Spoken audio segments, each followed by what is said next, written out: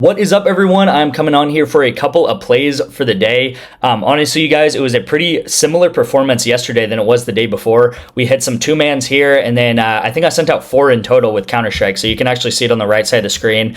We hit this one up here, we missed this one here, we hit this one here, and then we missed this one down here. So 2 for 2, which obviously if they're like 3Xs, that's going to be profitable because these are two-man parlays. Actually, it's like a 2.75X sometimes because they know it's correlated, right? Because Counter-Strike is correlated, but it's not too big of a payout shift whatsoever. I take the unders here because a shorter game means less kills. So this game was very, very short. These guys do not have many rounds to get kills in, and these guys both go under, right? So very correlated. I always talk about it based off of game length. Counter-Strike is one of the things I do all the time because there's so many lines out for it. Every single day there's Counter-Strike being played pretty much, and it's very correlated together, okay? So if one thing happens, all we need is a short game, then the unders will hit. If a longer game happens, then the overs will hit, right?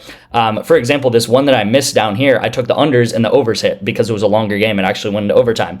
So these games go into overtime a decent amount. This game right here actually went into overtime. I think it actually went into double overtime. So because it went into double overtime, more rounds happen, which means more kills, right? So these guys went way over their lines. This guy got 47 kills when his line was just about 27, which is crazy. So yeah, overtime happened, a lot of rounds happened, the overs hit, and then not many rounds happened, the unders hit, right? So all we have to do is just predict if these games are going to go long or short, and both things should happen, right? So instead of two separate things needing to happen in 2 separate games, we just need one thing to happen, right? I talk about it all the time. That is correlation. We do it in football. We do it in soccer. We're set up with Taco Tuesday. This is actually a great explanation of correlation that I explained yesterday, where I take a pass yards under on Army and then his receiver and his running back to go under pass yards too, because these guys pass like 2 to 6 times a game, okay? So these guys rarely pass the ball. So if they don't pass the ball much, not many receiving yards or pass yards are going to happen.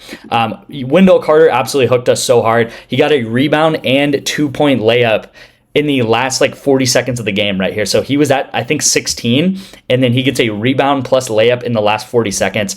Absolutely heartbreaking right here. But we are set up with this with Puka, and then this was obviously the play on Monday, and we take the overs and the unders hit right here.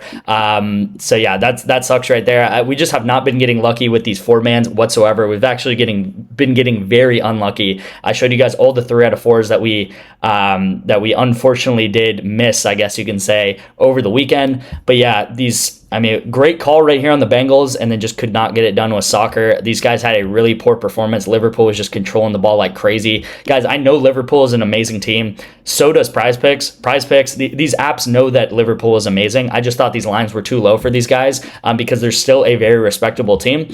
You can see this guy actually got pretty close, and at the end of the day, with how bad they played and how little they possessed the ball, still honestly kind of close, but yeah, I should have took the unders. Obviously, but hindsight is 2020. So overall, a decent day. I don't really know, like, overall decent day. And so I will say, you guys, I'm going to be talking about Sleeper a lot. Okay, so the next 2-3 weeks, you're going to hear the word sleeper a lot, you guys. I'm sorry. I just really want to hammer home that this is the best promo that I've seen probably in my whole career of sports betting. This is the best promo I've ever seen an app do. So I know you guys like PrizePicks. I like PrizePicks too, you guys. But you have to get on these other apps, because these smaller apps like Sleeper, they want to gain market share from the big dogs like PrizePicks, right? So they run these insane promos. So all you have to do, download Sleeper. I'll have it in the first link in the description if you want to use my link.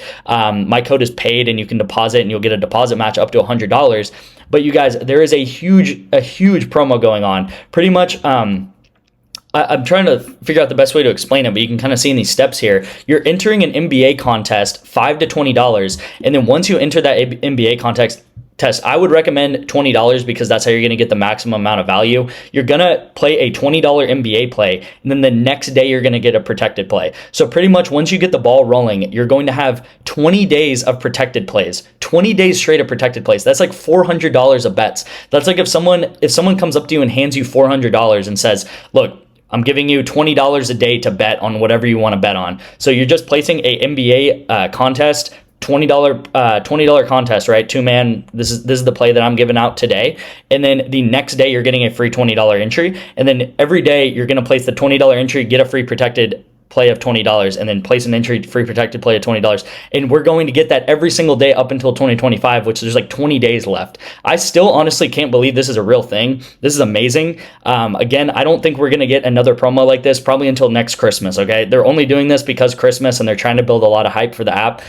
This is amazing. Okay. We're getting a pretty much, it's like you have Flex Friday every single day on Sleeper right now. So download Sleeper, put money into Sleeper. I would probably recommend no less than like $50, because that $50 will get matched to $50, so you start with 100, or you can put up to $100 and get matched with 100, so you start with 200.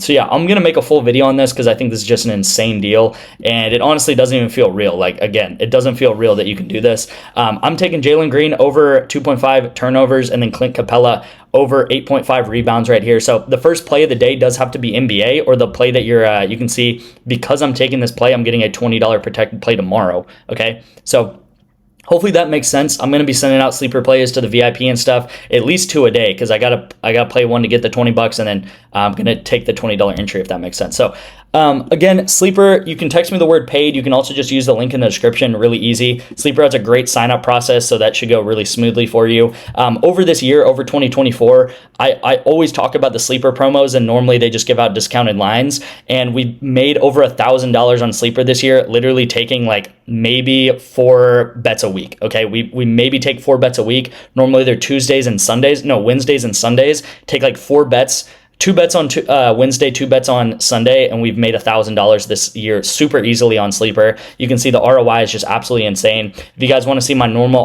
ROI with PrizePicks, Sleeper, this is just all my bets, right? This is my VIP plus my YouTube bets right here. We're up close to 400 units over this past year. Had a rough last week, I will be honest with you guys. You guys can see that. It's all tracked. It's all, I talk about it in my prior videos, but every time we have a dip, we always rise up, okay? We have had a dip here, we rise up. We've had a little dip here, we rise up. Dip down here. This was the beginning of November. I think I still have this up.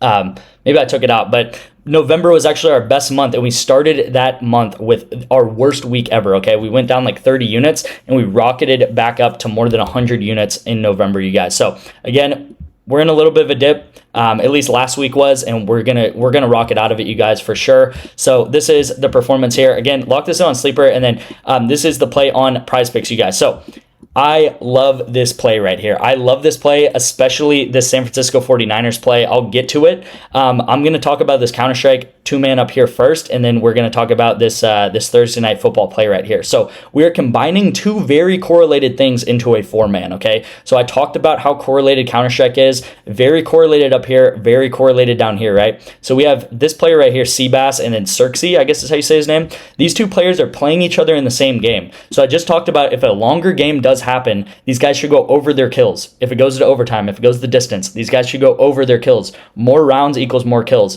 So hopefully these guys play in an even match. They are evenly matched teams. They should be in an even match where one team doesn't blow the other team out. And hopefully this game goes into overtime or something like that, which overtime does happen a decent amount, you guys. And the overs should hit, right? If this game is long, the over should hit, right? So we just need one thing to happen. We need the game to be long. Now, down here, you guys, Brock Purdy, Jawan Jennings. I'm taking Brock Purdy under pass attempts, Jawan Jennings under receiving targets.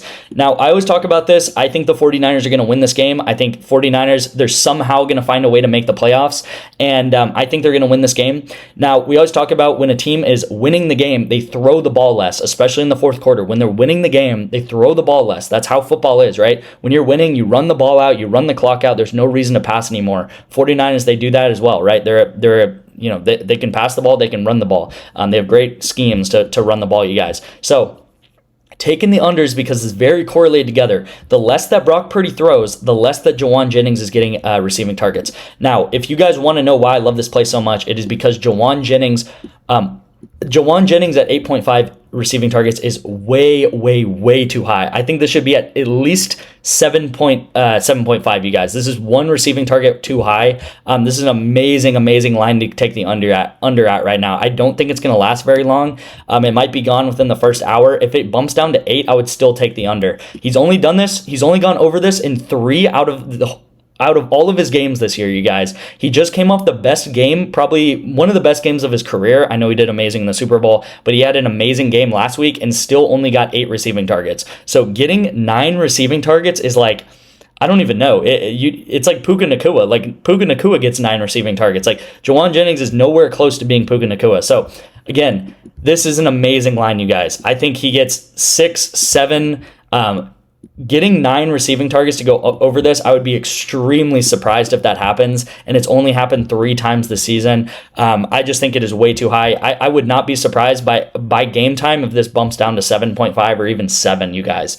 So really, really love this here. This is very correlated together. Obviously, the less passing that the 49ers do in general, the more likely that both these guys should go under. And then again, we just need a long game up here today. If a short game does end up happening and these guys go red together, I'm probably going to look to retake this duo because I really like this, especially like I talked about Jawan Jennings. So again, if you want to get into my VIP, you can do a couple of things. You can sign up for Sleeper, which I just talked about a lot today. Text me the word paid, and I'll get you guys 1 free month of my VIP. All you're going to do is deposit at least $10 into Sleeper. Again, I recommend you deposit more than that, though, because you get matched.